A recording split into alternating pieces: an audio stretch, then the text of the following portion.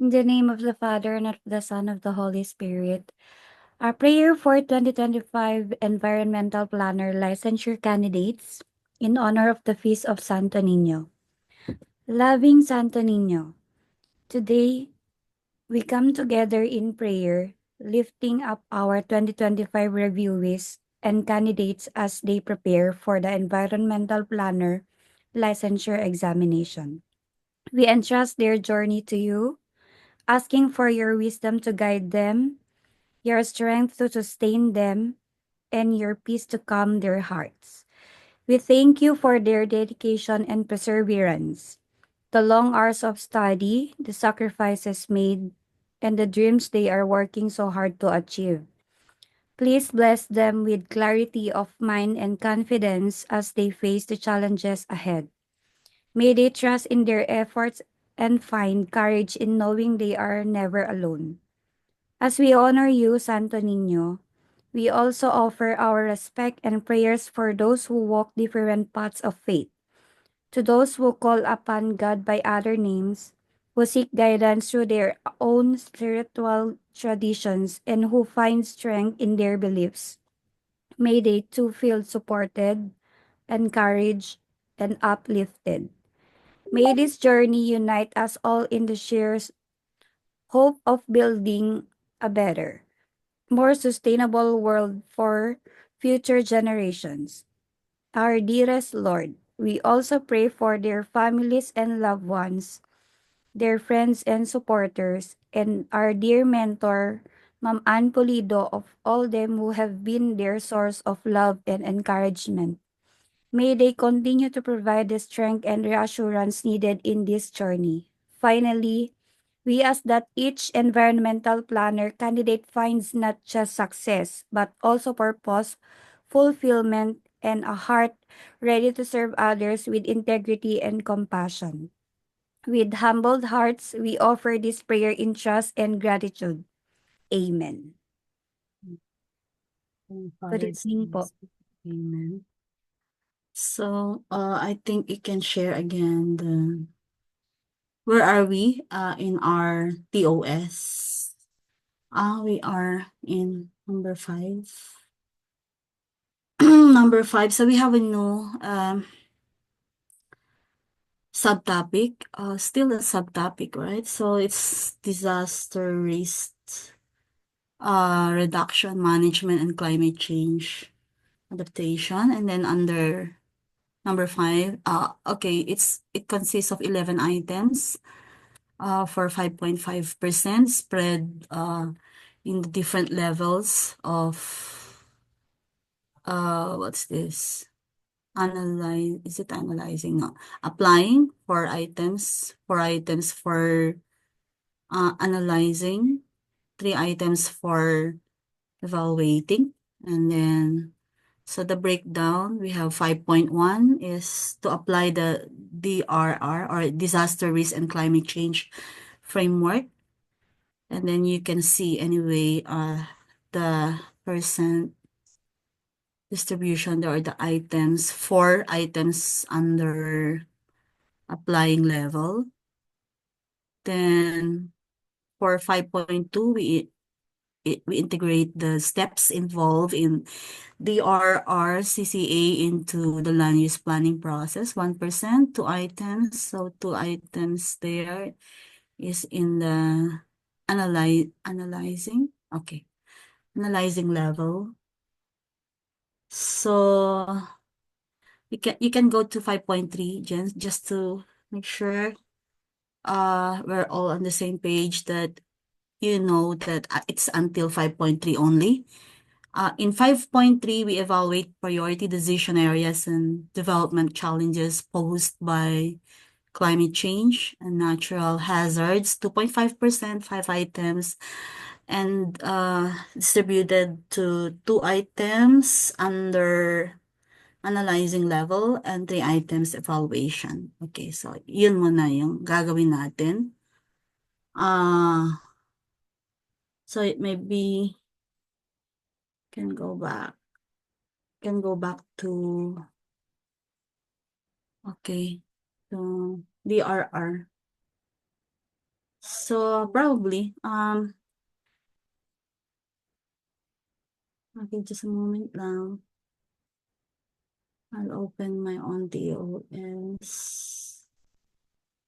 Okay, so everyone has TOS, right? So you can still check on your TOS from time to time. Mm,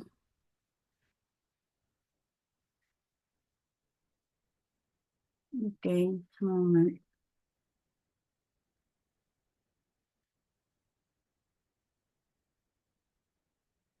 So under the RR, so we have a total of 11 items. 11 items lang. So I'm not sure if we can reach the last part of the planning processes. Uh, anyway, okay, I'll just open my mm, because each time we meet here, I need two screens so that I can see my own POS instead of just looking because I will also be opening later again our Canva slides for the MCQs under it. So under okay. Oh, sorry about the delay. It's all frozen on my part. So anyway, we are on. So tignan nga natin yung next gen. How long yung ano pa natin. We have also area development planning. So comprising 20%. So it means that it's lower than the land use planning because land use planning is 30%, 60 items. Okay. And it consists of all this one, definition, elements, and processes in site planning. So you can see the distribution of questions such that there are 1.2 to 1.4 subtopics. Okay. Um, so you go back to number 5 again so we can finish. So that's the last topic yung kanina. But DRR anyway is these topics, the DRR and CCA focuses on what? Based on 5.1 to 5.3. It focuses on proactive measures to reduce risk, mitigate the impacts of disasters, and adapt to the challenges posed by climate change. So this topic is integral to well, urban development, sustainable land use, and then all these topics under environmental planning, which should address the dual challenges of natural hazards and the evolving climate crisis. So DRRM refers to the what systematic approaches to identifying, assessing, and reducing risk from disasters. It focuses on reducing vulnerabilities and increasing the resilience of communities to natural and man-made hazards. I hope you have stock knowledge on this. That's the presumption when you are reviewing that you already know the key components. But anyway, we will be doing also environmental laws. We'll encounter them again. So DRR, DRR prevention and mitigation measures. It's about preventing new risk and mitigating existing ones to minimize the impact of disasters. For example, um, building flood control systems, enforcing zoning laws to prevent settlements in hazard-prone areas. So these are some of those examples under prevention and mitigation measures. Then preparedness also is a key component of DRRM, where we have to ensure communities and institutions that they need to be ready to respond to effectively to disasters like We have underpreparedness, the examples, right? Emergency drills, community awareness programs, early warning systems, etc. So under response component of the RRM, we need to provide immediate support and assistance during disasters to save lives and minimize damage. For example, in search and rescue operations, so it's also a response action.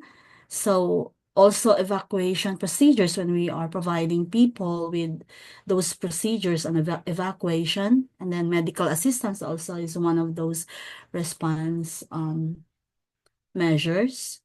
Then recovery and rehabilitation also. Under recovery and rehabilitation, it involves restoring communities and infrastructure to a better and safer condition after disasters. So example, reconstruction of homes, rebuilding livelihoods, what else? Psychological support to affected populations, and many more. So those are the components. But of course, we also have the framework consisting of the laws. So we were talking about laws earlier on procurement, etc. And then we have the EPRA. But here under the RRM, we have RA 10121. That's the Philippine DRRM Act of 2010, which institutionalized a holistic and integrated approach to disaster risk reduction. We should also know about the National DRRM Plan, the NDRRMP, that provides a roadmap for disaster management efforts at the national and local levels. So besides the RRM, we also have the climate change adaptation, or what we call the CCA, referring to the adjustments in natural or human systems in response to actual or expected climate stimuli or their effects, so which moderate harm or exploit beneficial opportunities. And we have key adaptation strategies. Number one, we have ecosystem-based adaptation, using biodiversity and ecosystem services to adapt to climate change. What are the examples of these strategies? We have reforestation, uh, also when we are restoring wetlands and when we are preserving mangroves for coastal protection. Now, we also have infrastructure adaptation still under the key adaptation strategies. Under infrastructure adaptation, we need to strengthen infrastructure to withstand climate-related hazards. Example, when we try to design elevated roads, or climate resilient buildings, and when we try to improve drainage systems. So these are examples of those infrastructure adaptation strategies or interventions. Now, under another CCA strategy or key adaptation strategies is policy and governance adaptation, whereby we incorporate climate risk into policies, plans, and regulations. Example, when we update our land use plans. Another one is when we come up with climate-sensitive agricultural policies and green energy incentives. So these are the types of policy and governance adaptation, which is one of the key adaptation strategies.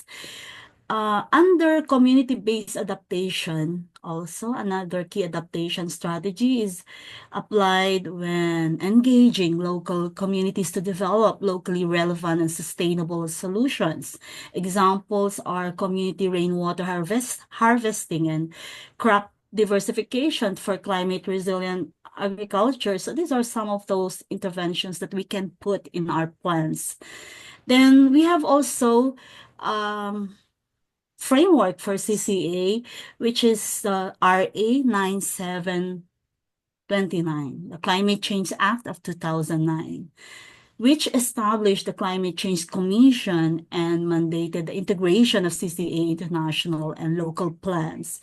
So we have a plan to, you know, um, to prepare the climate change action plan. But of course, we have at the national level, we have the National Climate Change Action Plan, or the NCCAP, which prioritizes food security, water sufficiency, ecosystem resilience, and climate smart industries, and many more. So, how do we are one of the main concerns here is that how would we link how we provide linkages between the RRM and CCA. So we have common goal of, both the RRM and CCA should aim to reduce vulnerabilities. They should also aim to enhance resilience and protect lives and livelihoods from hazards. So there's also the need to integrate the RRM and CA in planning, such that effective land use planning integrates them to ensure safe, sustainable, and climate resilient urban and rural development. There are some examples of synergistic actions, like when we build seawalls. I think last night we have done some questions, and we had options there to choose from on building seawalls, isn't it? So you've encountered this one is a DRRM strategy that also mitigate rising sea levels. Okay, which is a CCA strategy or mitigation measure. So also, there's a need to implement zoning regulations to prevent settlements in flood-prone areas, which is also dual, um, strategy of the RRM and CCA. So, but there are challenges in the RRM and CCA. We have limited access to accurate and timely hazard and climate data.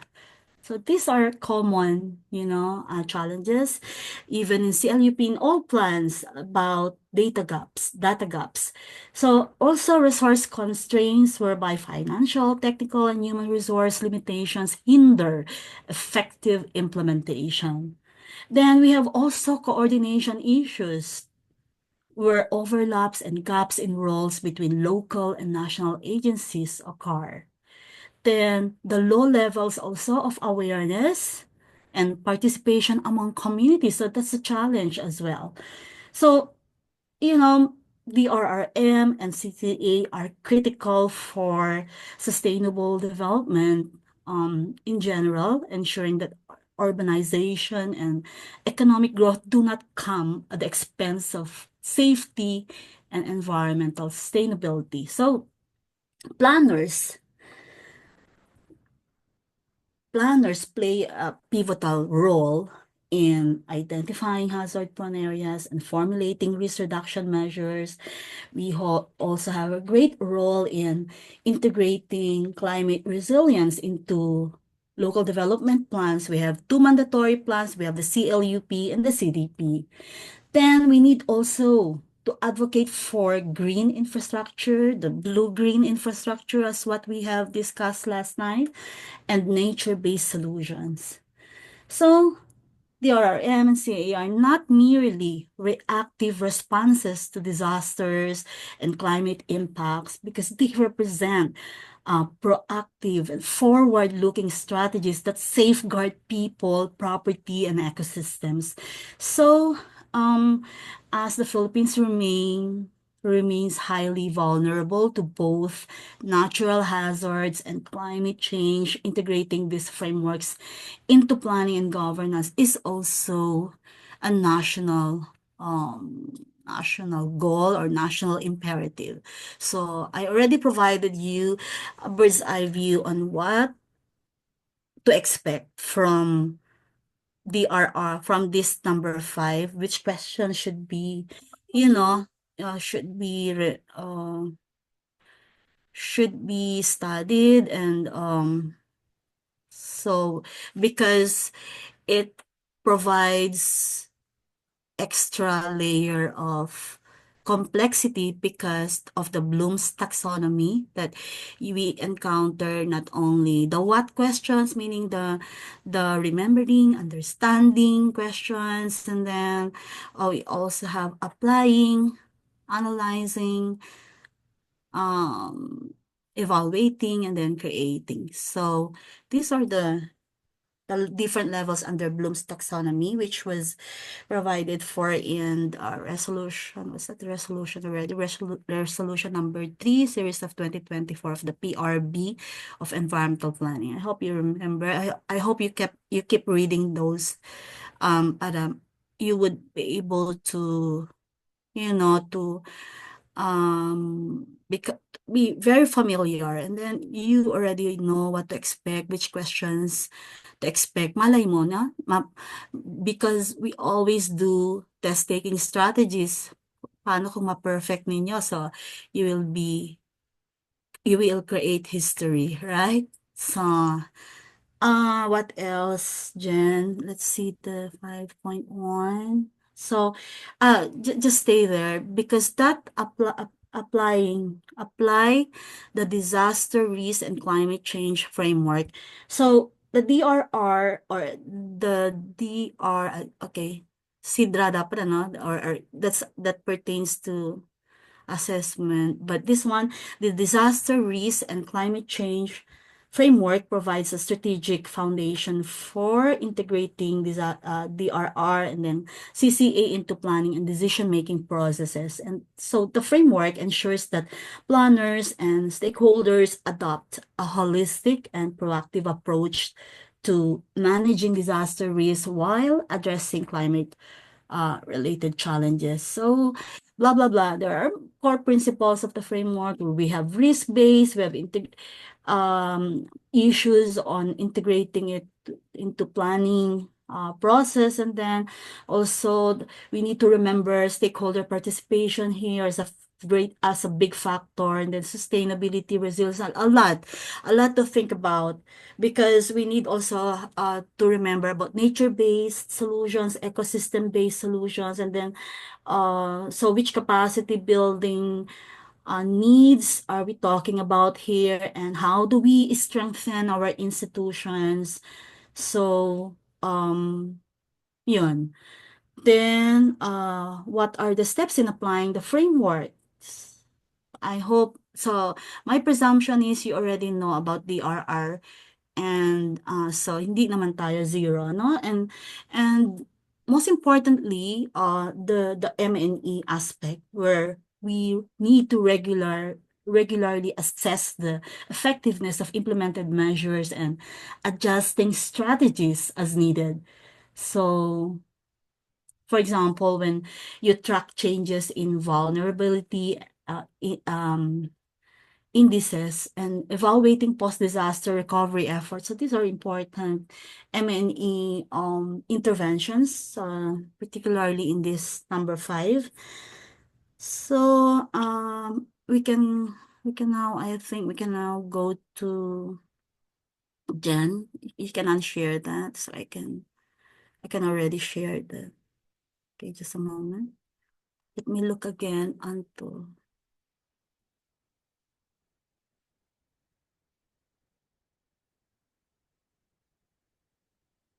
Okay, just a moment. Where's my? Okay. So,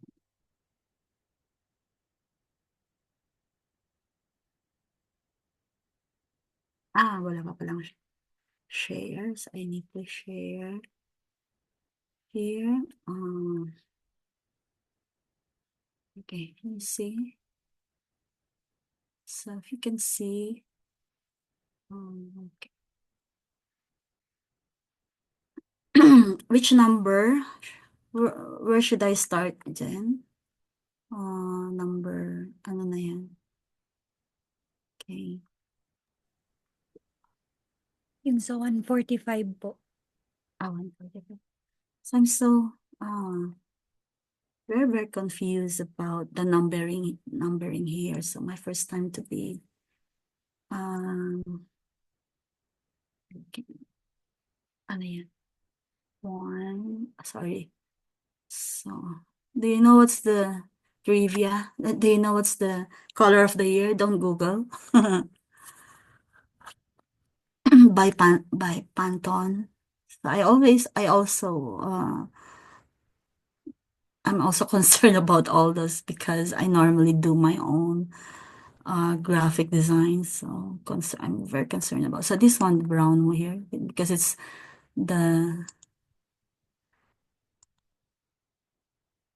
the color of the year. Saan na tayo, Jen? 146, is it? 145 po. 145. Okay, so let me expand this one. Okay. So ito yung nakikita nyo kanina sa inyong POS, right? So 5, then 5.1. So there are 4 items there. So I will start here. Okay. So you can see a city identifies, so applying, so there are 4 items under applying level. A city identifies a flood-prone area where informal settlers are located. So please picture that, okay? Visualize. According to the disaster risk and climate change framework, what's the most appropriate action to take?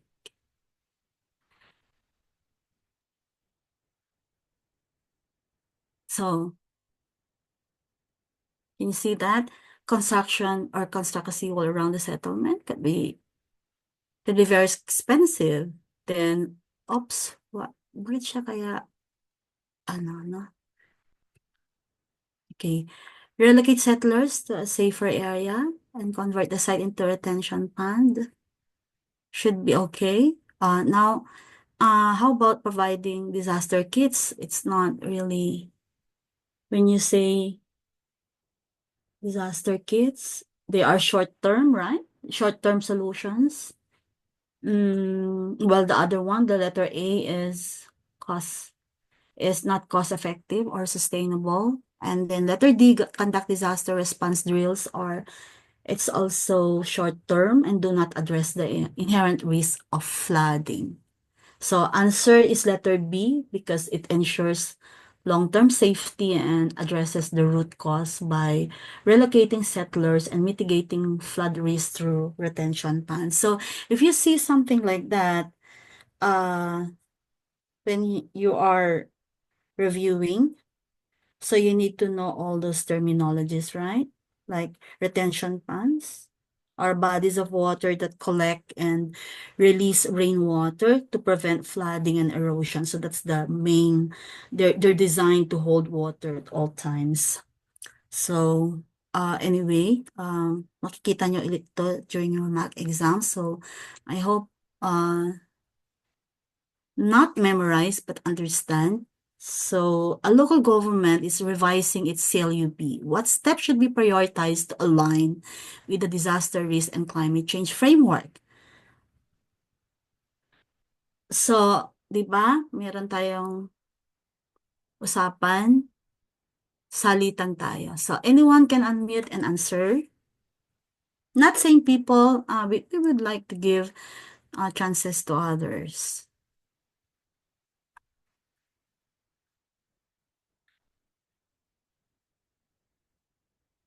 Have you developed the skill of within pagkakita nyo pa lang sa ABCD, you can already get the correct answers. So if you are at that level, I'm very thrilled. I will be very thrilled and I look forward to have you as one of my top-notcher candidate.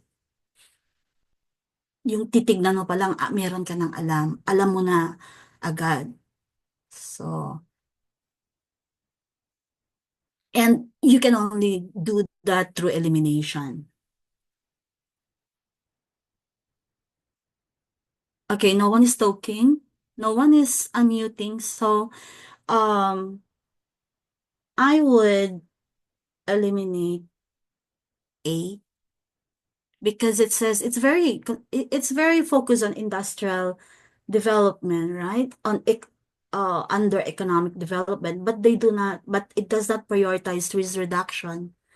Then I'll skip B because that's the answer. And letter C, allocating funds for tourism related. So you can already eliminate that tourism related infrastructure because it's very particular in um tourism. It's not also prioritizing risk reduction. It's all about economic also because allocating funds. Okay, letter D, increasing property tax. So you can eliminate that very quickly in 1 second, right? You can eliminate that in 1 second. So because D might discourage, development in hazard-prone areas, but doesn't proactively reduce risk. So answer is B, up, updating hazard maps and incorporating them into the club. So easy. It's a no-brainer question because it ensures that disaster risks are integrated into planning, aligning with the framework's risk-based approach. Okay. We have 11 questions, so I need to do this quickly. Now, what's the best example of applying an ecosystem-based solution? So, iba yung kanina, no? What's the best example of applying an ecosystem-based solution within the within the disaster risk and climate change framework? So, what will you eliminate there? A. Eliminate natin yung A. Because constructing a dam, they are structural. A and B are structural and technological solutions. And what we are looking for is the ecosystem based, right? And then we can also eliminate B, implementing zoning regulations to limit development in coastal zones because it focuses on regulatory measures without directly leveraging ecosystems. So we only have letter C, restoring mangroves to buffer coastal areas from storm surges, because that letter C uses natural ecosystems to provide cost-effective and sustainable protection against hazards. So I hope you have spotted that very quickly. Para a few seconds lang, you can already answer.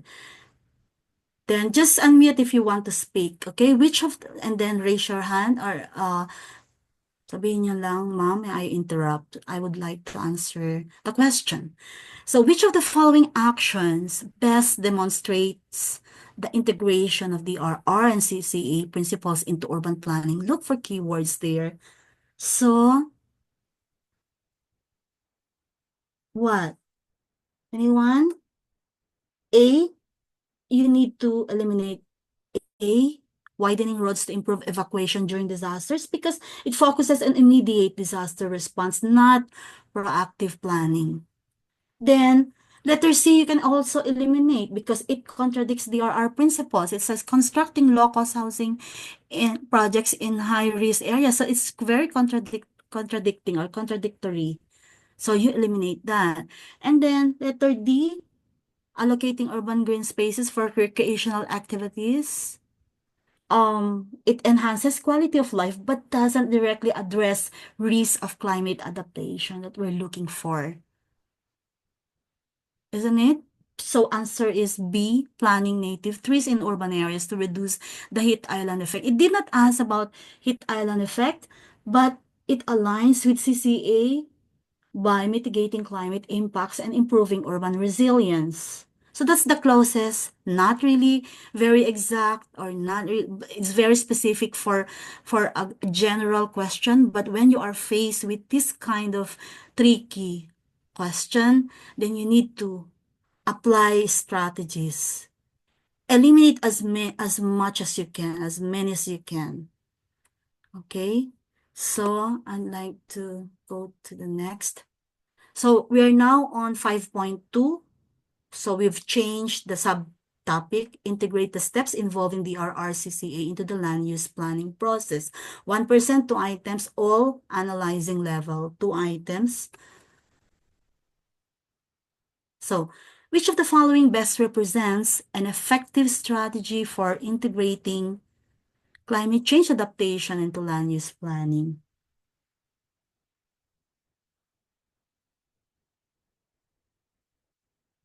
Kayo naman. Sige, I'll give you time to read.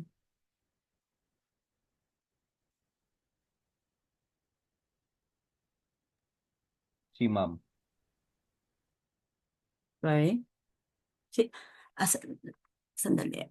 I'll just see who's talking. Sige nga, magsalita ka. Is it, I cannot see the name.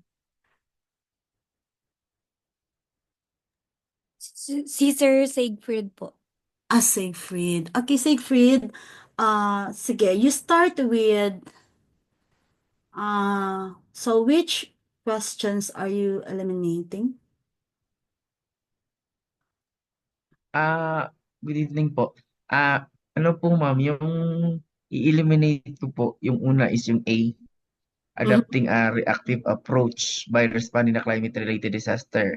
Tapos letter B and letter D, yun po yung i-eliminate ko kasi yung answer ko po is letter C since land use planning is about planning pa naman po. So, before planning, para makagawa po tayo ng solutions, we need to identify first the hazard-prone areas. Kaya po yung letter C po yung sinagot ko agad nung nabasa ko po yung options. So, anyone who agrees? Just a moment lang ha, nawala yung aking TO. Just a moment. So, which of the following best represents an effective strategy for integrating climate change adaptation into land use planning?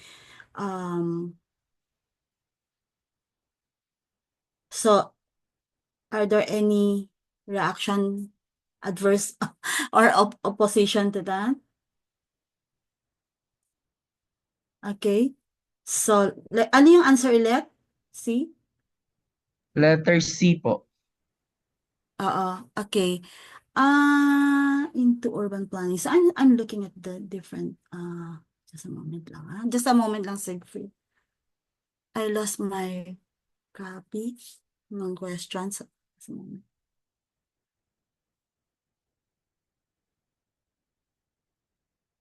Yes, adaptive zoning that so we eliminate letter A already and letter B and then letter D. So anyone? Sino yung nag-o-oppose? Wala ba? So we can proceed? Okay, just a moment.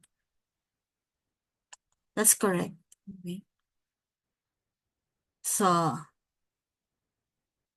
we are on to the next analyzing question.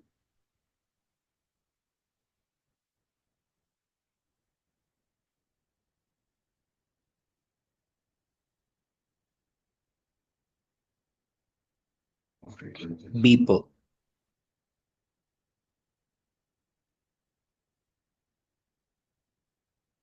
B, okay? So, siguro naman no? Because it's just an easy question anyway. Letter B. So, did you get it all? Okay. We are now on 5.3. So, to analyzing 3 items. Okay. So, anyone? Coastal City?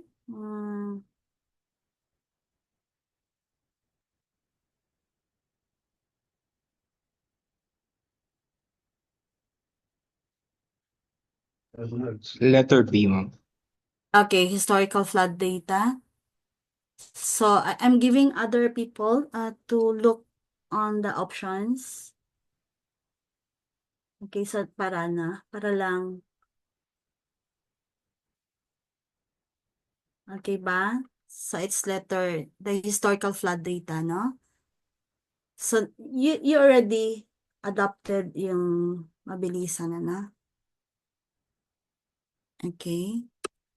Next.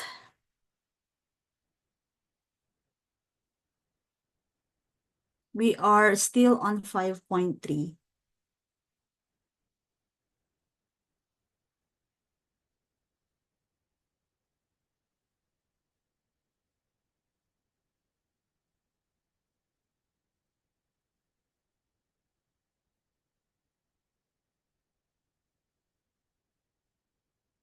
It's easy. Hindi po namin makita ang choices mo. Nandito sa right. Sa right. Hindi ba nakikita? Dito sa brown, sorry. Mali yung kulay yata, no? Ay, okay, nakita ko na po. Sige, sige. Sige lang. Hindi kasi kasya dito sa left side.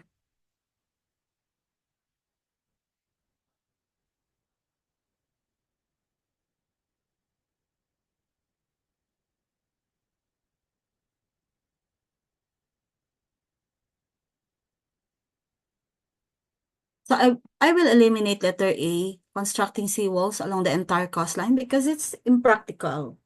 Okay, kayo.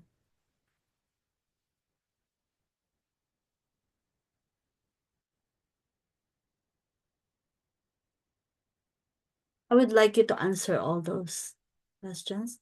Lumagpas na yata tayo sa 30 seconds lang dapat.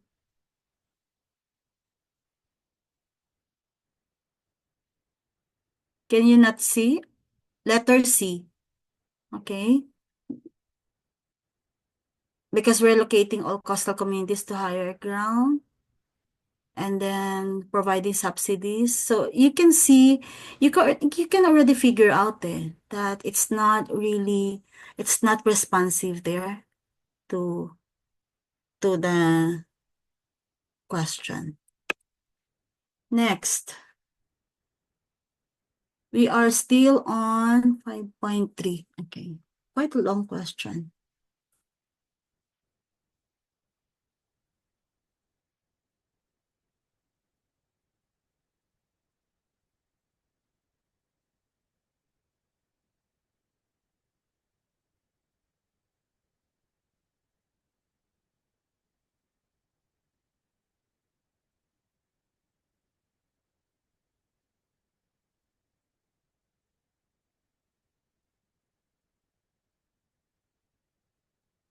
So remember, given limited financial resources, so which of the following should be the primary consideration? All can be done, probably.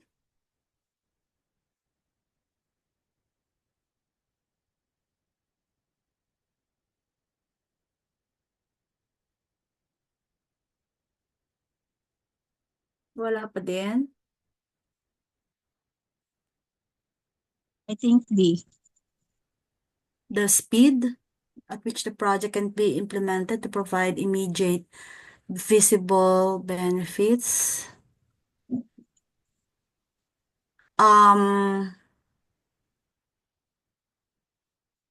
Okay, I'll give you one to eliminate.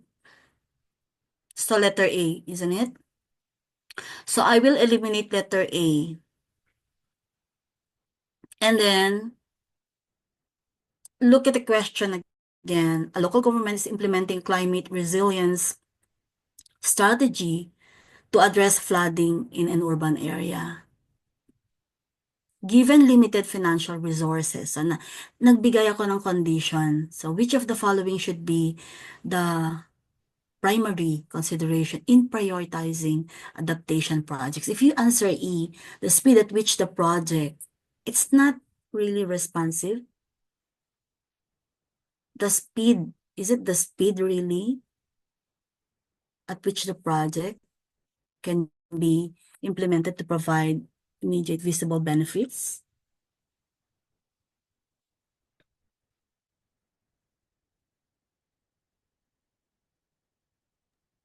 For me, it's B, ma'am.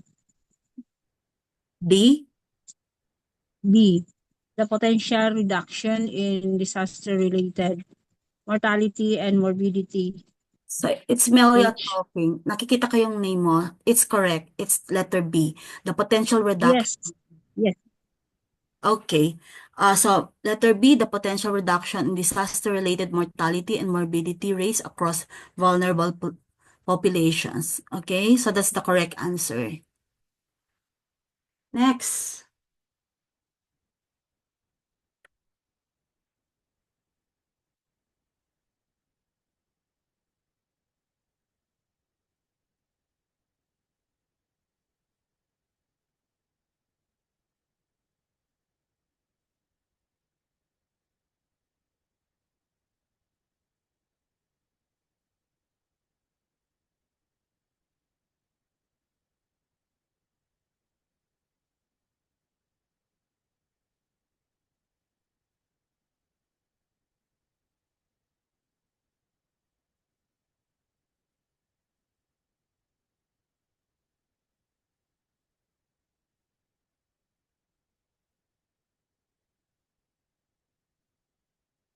Can you not spot it?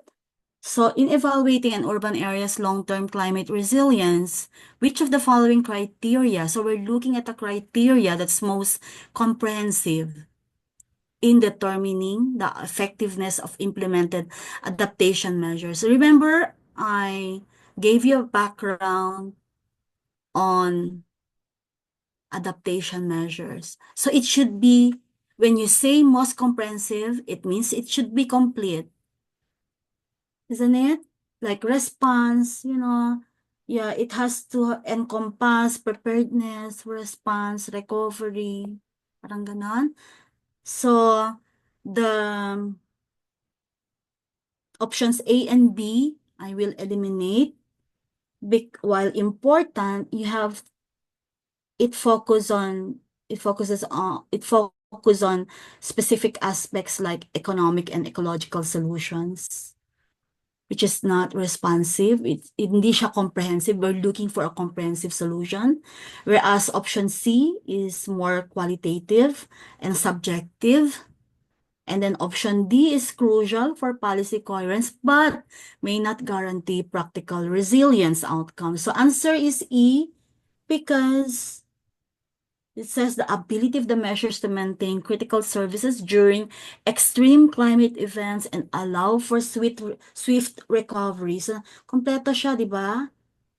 That it's comprehensive measure of resilience as it encompasses preparedness, response, and recovery. Okay, ganun tayo magtingin ng answer.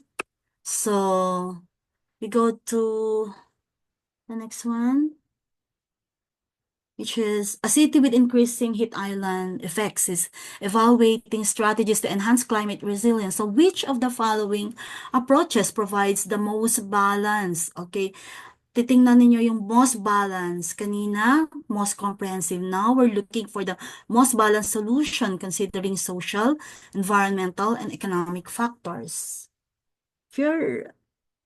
So, mandating the use of reflective building materials, and cool roofs for all new developments. It's primarily focused on building materials. Then option C, because the correct answer is B, option C prioritizes business incentives, while option D increases energy consumption, which may not be sustainable. And option E, while valuable for awareness, lacks tangible cooling impact. So answer is letter B. It says expanding urban green spaces to mitigate temperature extremes while providing recreational opportunities. Because it's well-rounded. It provides a well-rounded solution. It's a balanced solution by addressing social, which is the recreation and health aspect, and then environmental, the cooling effects and biodiversity, and economic, increased property value and tourism factors. 'di ba? Providing recreational opportunities, 'di ba? Sinabi niya doon. So, is it difficult when you're confronted with that type of question? So, we're now on, so this will be for tomorrow, but, so this will be the last one for the 45% planning processes, techniques. And so, just a moment, before we, I just would like to, okay, I'll stop share this one, just a moment, and then, meron lang akong, just to make sure, binabalance ko yung ating, so, tomorrow, we will be doing area development planning, consisting of, medyo mabigat ito, it's 40 items, so, I have to finish that so that I can already provide you the complete, we have 200, it should be 200 questions or MCQs under planning processes, but we have extra questions na 15 questions, so we have 215. So, and I'll just, okay, just a moment lang. I'll just give you, parang kahit is one slide lang yung matakol natin today on this. Para, okay. Can I see your application? Can you see that? Nakikita ba yung concentric ring? Yes, ma'am. Okay. Kahit isa lang yung maano ko. Because I need to, it would be very difficult, okay, to not really do something about this one. About, the city forms and all. So yesterday we finished yung 6 processes at 6 processes at work. Is it 6 process? Ito yung natapos natin, at work in the city. So, if I go here, I go to this slide. Do you still remember? Can someone unmute what are those 6 processes? Kahit hindi mo i-define sa akin, and just let me know if you have retained something. Sige nga. James, si James. Ano yung mga 6 processes or more? Hindi lang 6 kasi yun eh.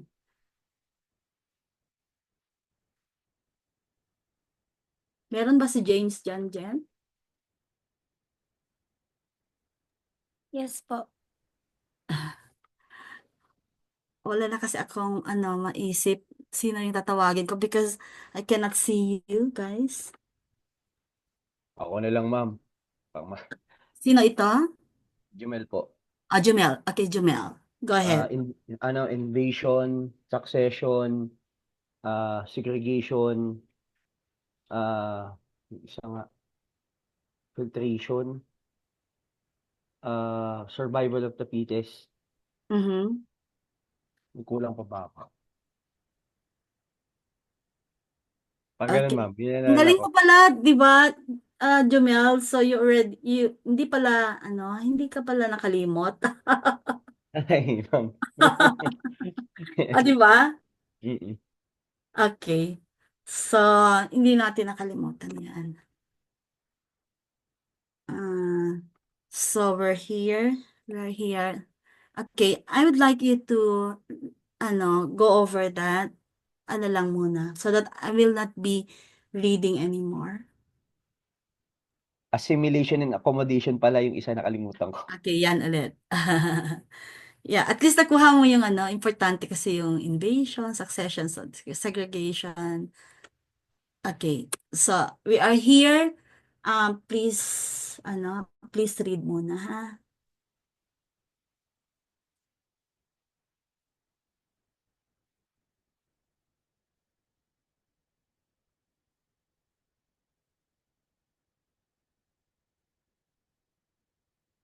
Okay.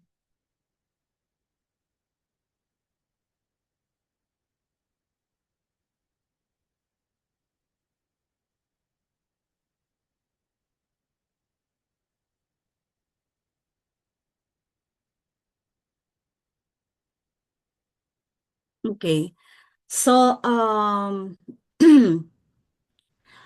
we know, when we discuss about theories, so we're like discussing about history also, because they're founded, it's the foundation, right? So when we are talking about this the theories, especially in planning, we need to look into the origins of the theory.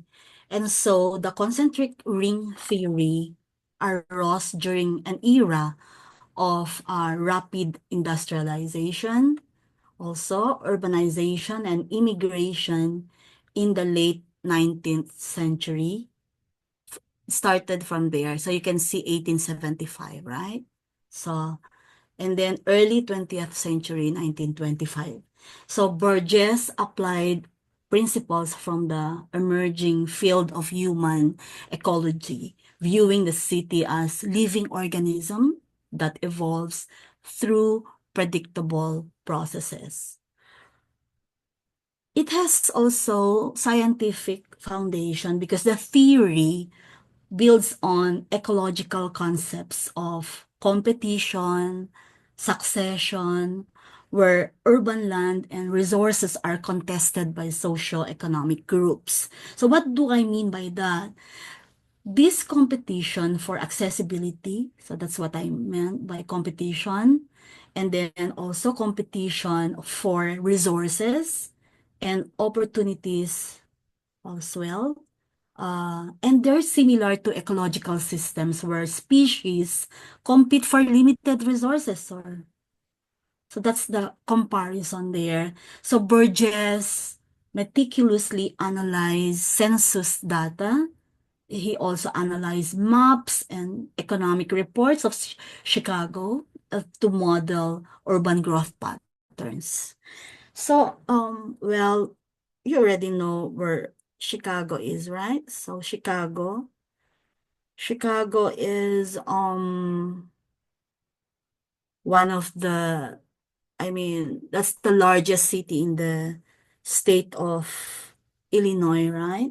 And then also the third largest city in the whole in the US. So what do they have there? So we need to concentrate first on the theory that his approach, and because he meticulously analyzed all those things that I've mentioned, his approach set the stage for the integration of empirical data in urban theory, which is a principle that remains critical in modern planning. And so, because it's history also, we need to know the historical context of this concentric ring theory. And the pre-1870s urban form of cities like New York and Chicago was characterized by organic, mixed-use development with minimal planning interventions. However, significant events like the Great Fire of 1871 in Chicago reshaped the urban form. So what do I mean by that?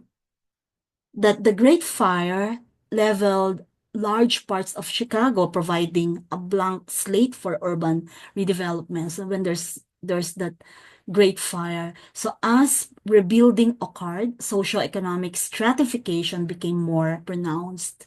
So the wealthy moved to suburban areas, while lower income groups remained in the dense inner city. So what's the relevance of why we need to study this? Because today, disaster recovery plans, right? We talked about that earlier. They still draw on lessons from historical events like the Chicago fire. So planners must consider how rebuilding processes can perpetuate inequalities or create opportunities for more inclusive urban design. So this one, we need to understand also the structure of concentric zones that they're described by Burgess how he described it remain a foundational framework for understanding urban spatial dynamics. So, for example, the CBD, right? The CBD, for example, where Burgess named it Zone 1 or something, we would know, right? We will look at the sana yun. Okay, look at that. Okay, that's the concentric ring theory by Burgess. Okay, but let me just finish this one. That it's the CBD is the economic and cultural heart of the city.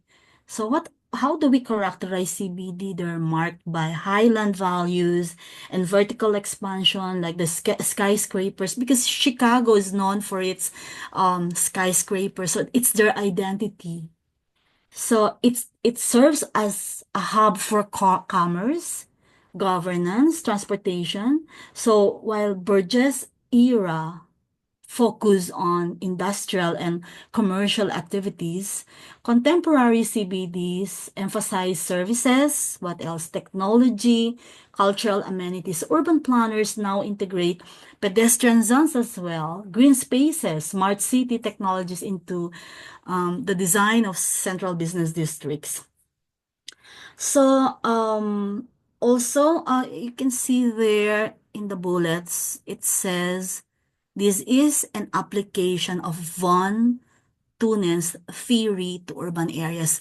I'm not sure if how well you know von Thunen, but Burgess drew inspiration from von Thunen's model of agricultural land use, where land value decreases with distance. Okay, while it gets farther from the center, and land value drops there as you go away, or as you um draw, or as you go away from the center. So I already had a lecture on for the earlier batch, but we for sure um I will be repeating that particular, that history. Okay. So Von Tunen, you have to know, is about agricultural land use. So the closer to the CBD, the higher the land value due to accessibility. And this principle explains the clustering of high-value commercial activities in central areas and low-income housing in the periphery of Burgess' model. So while Von Thunen focused on agricultural efficiency, Burgess adopted the idea to analyze social and economic dynamics in urban settings. And this demonstrates how interdisciplinary theories can be tailored to address urban challenges. So let's go there. Okay, so what do you see there? That the concentric ring theory, which is the Burgess model, provides a hypothetical framework for urban land use that remains, I mentioned earlier, that it's still the foundation in urban planning discussions.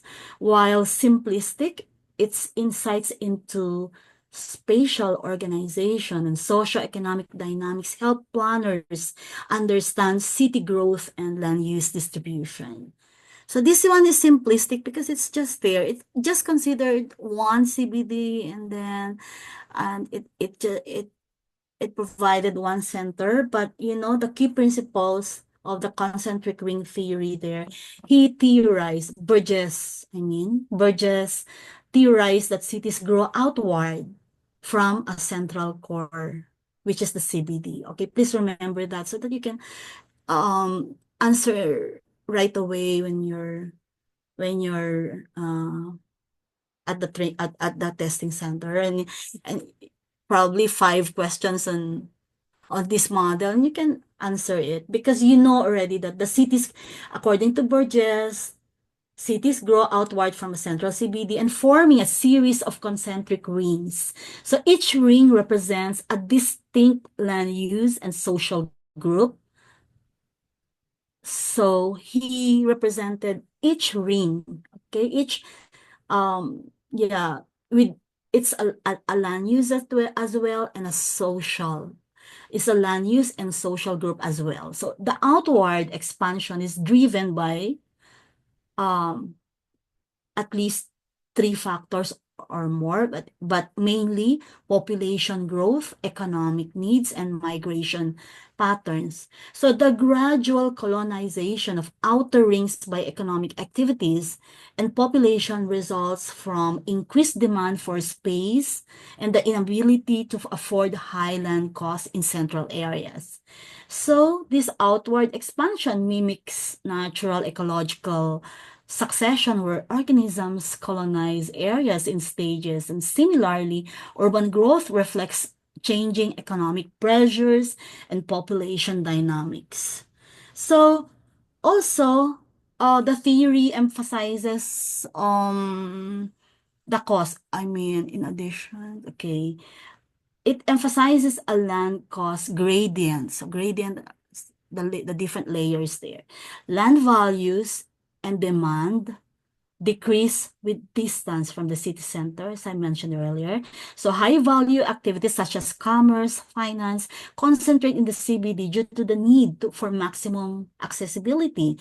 And so low income residents and space intensive industries are pushed outward where land is cheaper. So the Burgess model aligns with bid theory, a bid rent theory. I will be discussing that in another time. So which explains how land users compete for locations based on proximity to the CBD. So commercial users prioritize central locations for accessibility while residents trade longer commutes for affordable housing. So we also have socioeconomic. Okay, let me see there. So it explained about the last bullet there. That Burgess divided the city into 5 zones, each reflecting a unique socio-economic and functional characteristic. So zone 1 is the CBD, zone 2 is the transition zone, which means the poorest residents, that a dynamic area, but with deteriorating housing and industrial activities. So modern examples include gentrifying neighborhoods where redevelopment risks displacing vulnerable populations. Then zone 3 there is working class residential zone, housing for the working class close to industries. And then the zone 4 is the middle class residential zone where suburban developments offering better amenities and environments. So zone 5, high class suburban rural housing. Wealthy residents prioritize space and exclusivity, and often in gated communities or semi-rural areas. So increasing urban sprawl in these zones presents challenges for environmental sustainability and infrastructure provision. So the radial urban growth there, okay, that Burgess assumed cities extend outward radial or radius, forming predictable patterns. However, modern cities now often experience fragmented growth due to physical barriers like rivers, mountains, but Burgess did not consider all those, other physical barriers. Also, political boundaries today, right? Or multi-centered urban structures like polycentric cities. So it was not in the, he did not consider those variables, Burgess. So he has that very simplistic structure. Anyway, we will go there. So I already explained this one, so you can just look at this different zones within the theory. Okay. Also there. So let me just finish the concentric ring theory so that again tomorrow let's isisingit ko lang yung iba, di ba? So this one divides urban areas into distinct zones also. This visualize Burgess' concentric ring theory, showcasing the hypothetical model alongside its real-world application in Chicago during the 1920s. So the model highlights how cities organize themselves spatially through distinct zones, each shaped by socioeconomic forces and urban dynamics. So the left there is the model where it represents the theory divided into 6 zones, demonstrating Burgess' view of urban growth and land use, while that on the right side there is the depiction of Chicago maps, how Burgess modeled onto actual urban areas during the 1920s, so providing evidence of the theory's practical relevance. So you can see notable areas like the Loop, ghettos, residential districts. They reflect the social spatial segmentation of Chicago at the time.